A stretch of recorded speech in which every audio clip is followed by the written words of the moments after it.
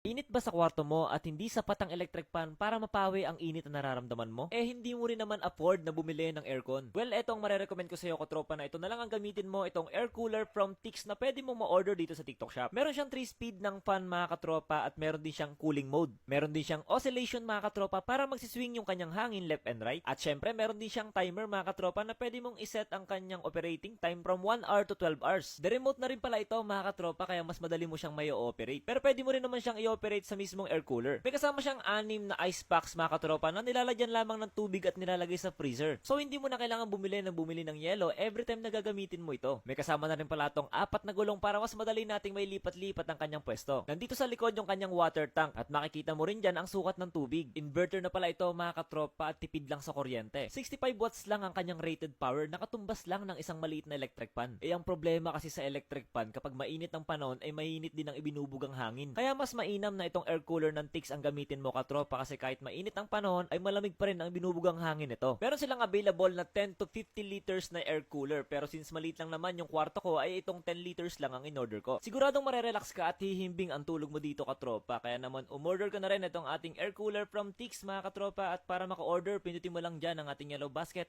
at makaka-order ka rin ito sa aking showcase.